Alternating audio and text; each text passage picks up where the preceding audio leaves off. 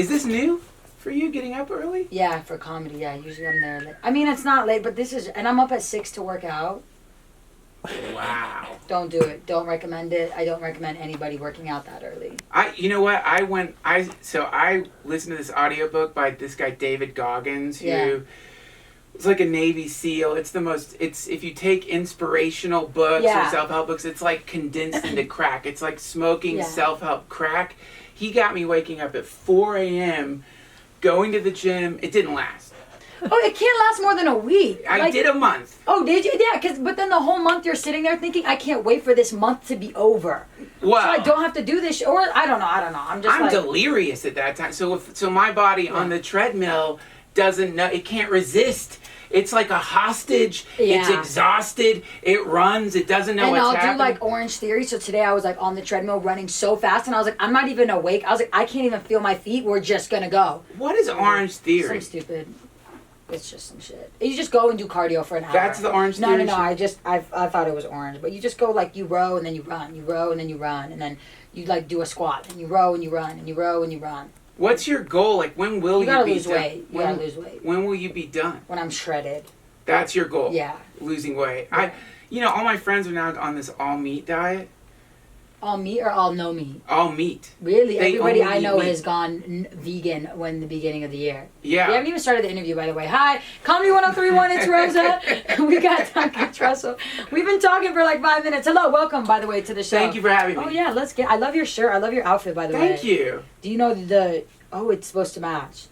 Accident. I only brought one pair of well, it's mostly an accident. It Really? feels a little cheesy. It's that the my exact shoes... same. No, it's the same. It's Gucci, but I realized, oh my God, I've worn matching shoes that match my sweater, so I feel like I'm kind of teetering on the edge of being embarrassing by that. No, or swaggy, depending. Yeah, depending. Fine line. I'm a dad. I got a 1-year-old. I'm 45 at this point in my life. It's like, I don't know about the swaggy thing. No, I think it's swag. Thank you very much. You're here, Comedy Works Denver. Yes. Downtown. Are you downtown? Yes, downtown for the weekend. Yes. Real quick, though, I want to talk. You have your podcast, right? Yes. It is 300 episodes you've done. Yes, that's right. That's crazy. You ever get bored? No, I never get bored. Really? And each one is more than almost an hour. Almost an hour. Yeah. No, I love it. I love having conversations with people. It's like Orange Theory for your brain, And think about like human conversation these days is interrupted by everyone staring at their phone. So like right now, you and I are having the type of conversation that some people don't have in a month. I couldn't agree more. Uninterrupted, focused, there's a sense of being invested in the moment. I love that, so I don't get tired of it. And you've been on the Joe Rogan podcast twice. I love it. What was the second one? Why we all dressed like he was wearing the NASA suit? He was wearing the NASA suit. I wore like a ghillie suit. Yeah, you could barely see you. You were just shattered in. I've been friends with Rogan forever. Yeah. And so that episode was 1313. Yeah. And so my boy was born January 3rd. And I used to be terrified of the number 13 because I got testicular cancer in 2013. Got one of my, can you say balls on the radio? Yeah, you can say balls. Got one of my balls snipped off, and my mom died that same year. So after that, I had fear of 13. Which, by the way, look it up. Look up the name fear of 13. It's like a 17-syllable word. It's the weirdest word, like thanata, vata, hata, fata, phobia. I had that. Are we going to get bad juju in here? No, from that? No. I don't know. Because what happened is, all of a sudden the number 13 became actually really lucky for me and really good. And so I asked Joe, can I do episode 1313? And we've been friends forever. What's your favorite thing about him? About Rogan? Yeah. I like him because Fear Factor, and then I obviously I watch a lot of UFC. I think he's an amazing commentator for UFC. He's a friend, so naming one favorite thing about him is tough, but I will tell you this, one thing I love about him is when he describes a wild animal eating a person, you will want to throw up. I've never met anyone who can describe animal attacks in more horrific detail. I remember Grizzly Man, that show where the guy went out and got eaten by a bear. Yeah. Spoiler, sorry.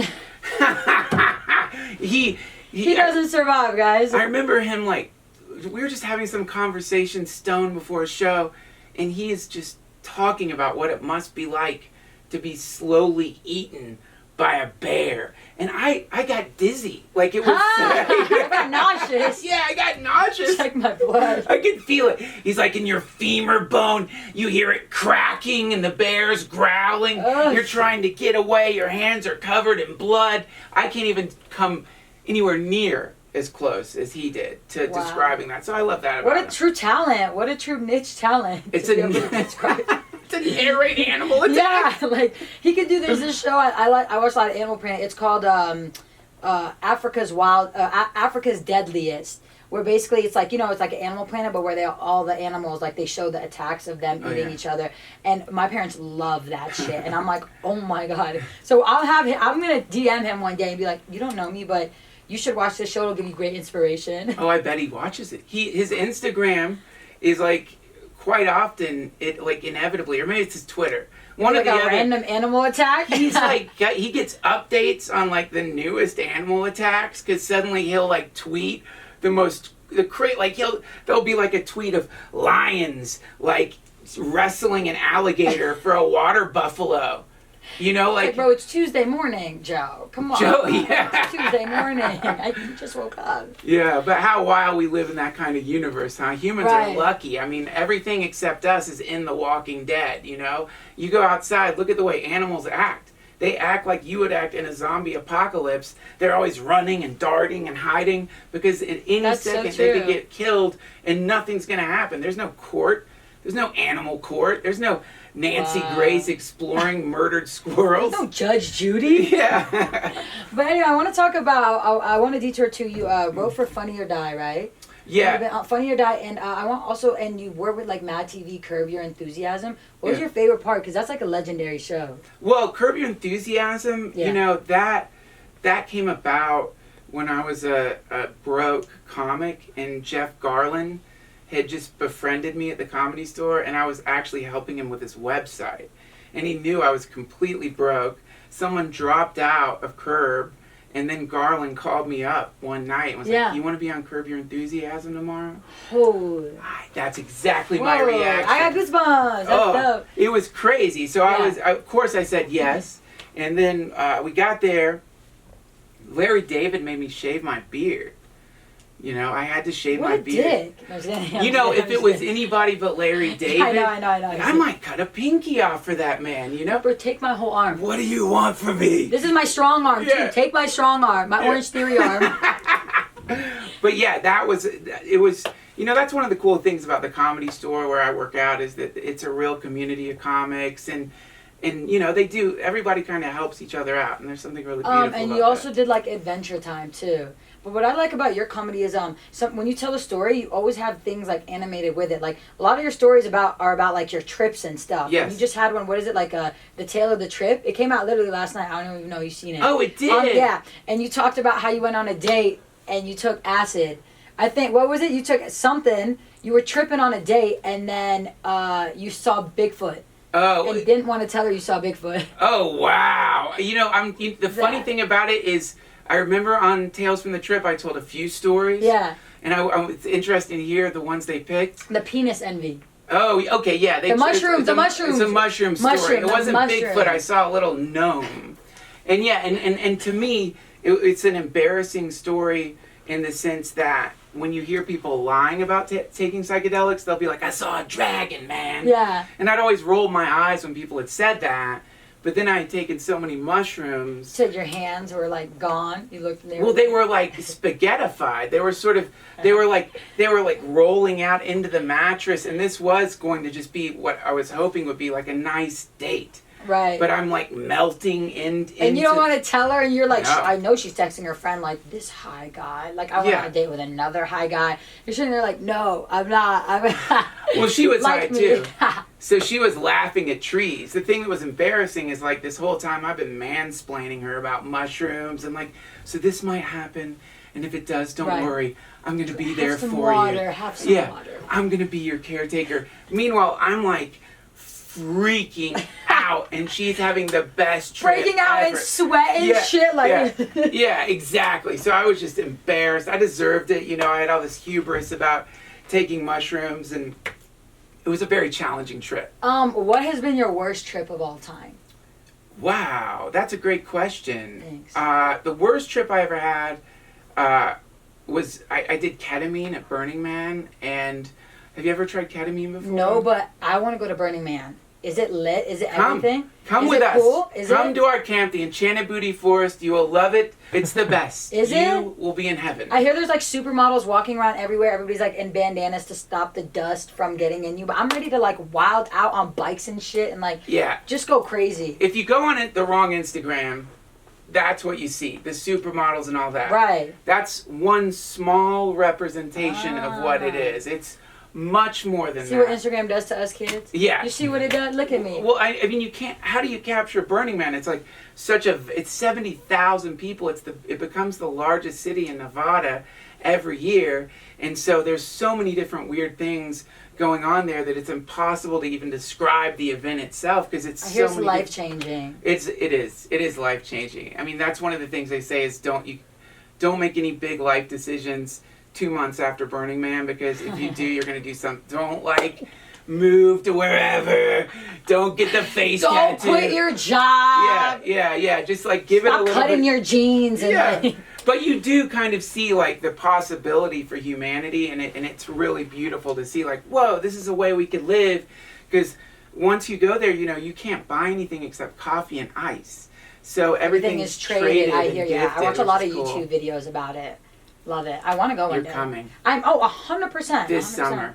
Say less. No excuse. I've been working on my body, so I'm ready to go let shit ride in the desert, wear skimpy shit and just run around. Yes, that is awesome. And P.S. Nobody there cares about your body, and once you get there and so let me let myself go. That's the craziest thing. You get used to naked dudes. That's a thing that's a thing where at first you're like, what? Everyone's there. Oh my God. And then eventually so what? Everyone's naked. Who cares? It doesn't mean anything. It's just people who are comfortable, So, and that happens within a couple of days. You would love it. So what's been your worst trip, psychedelic trip? Okay, the worst. You take a lot of not a lot, but you like to tell comedy about your psychedelic trips. I love psychedelics. Right. So what is your worst trip you've ever had? Okay, this is the worst trip. Okay. Burning Man. What, you just told me to go? Oh no! I mean, just because I had a bad trip there doesn't make Burning Man bad. Now I'm nervous. What if I have a bad trip there too? No, just kidding. Well, actually, you know what? The people who are in the psychedelic community, they say, don't call it a bad trip. Call it a challenging trip. Yeah, you're learning. I'm not done sweating. It's been 6 days. I'm still sweating. I'm seeing skeletons everywhere. It's a bad trip. I don't want to be challenged by seeing visions of my decomposing grandparents, okay? I'm going to just call it bad. No offense. Okay, so you're at Burning Man. Yeah, so I'm at Burning Man, and I didn't know what I was doing. So this is generally, there's a lot a human can do to not have a bad trip. You need to know, number one, the substance you're using. You need to know the dosage. This is all up to a human. And I think it's really important people are careful about this stuff. So when I say this story, I'm not advocating a frivolous approach to these substances. Of course. You can really hurt yourself. And so I did a massive rail of ketamine. After that, I did a massive amount. Yeah, too much. Okay. And these hippies that you meet at Burning Man, they look like they live inside of rainbows. These are people who are covered in colors. They're sparkly. Like your shirt. They're like my shirt. They live on the top of your shirt right there. Exactly. They live in this. Yes, got it. So one of them looks at the amount I did, looks at me and goes, "See you later, man." So now, I'm like, whatever. I'm sure I'll be fine. And so my agent happens to be at Burning Man and happens to be meeting me at that exact time. So I walk out of this tent, find him, sit down with him. We're having a pleasant conversation. I try to stand up. My legs are frozen like they're concrete. Oh. They're just not responding to my brain. Yeah. Freaking out. It's Because my you're just agent. sitting. Oh, okay. So I'm literally paralyzed. At some point, he's like, "Okay, Duncan, we're going to go." And then he gets up and leaves. I had dinner with him 3 weeks later. I'm like, God, I hope he's not going to can me, or I hope this hasn't messed things. I felt so guilty. I'm like, How long did you sit there for, you think? I bet I sat there for 25 minutes, but in it your felt mind. like 100 years. He told me I was just going, oh my God, oh my God, oh my God, over and over, over and over and over and over. But I'm like, I'm so sorry I went into a K-hole in front of you. And he goes, Duncan, I represent comics. You think I haven't seen that before? That's funny. Yeah, it was, but that was not a pleasant trip, and it was all my fault. I did it all wrong. Set and setting. If you're going to do this stuff, do it in a safe environment where there's no pressure, where there's people around you who are going to understand what you're going through. Don't do it in... Fucking Burning Man. We'll do it at Burning Man. But not do. that much. Not relax. Just be careful, kids, please. I'm 45. I have a child now. In the old days, I'd be like, do it wherever, man. But now I'm like, do it right here. Yeah, be careful.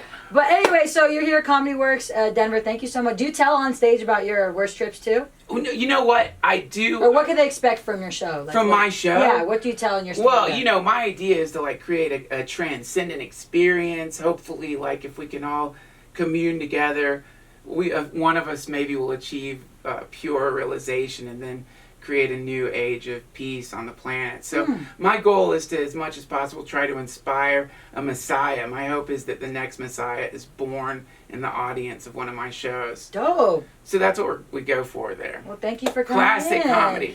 Duncan Trussell, thank you so much. Thank you for having me. Thank you so much. Oh, you're amazing. That was so funny. That's so funny.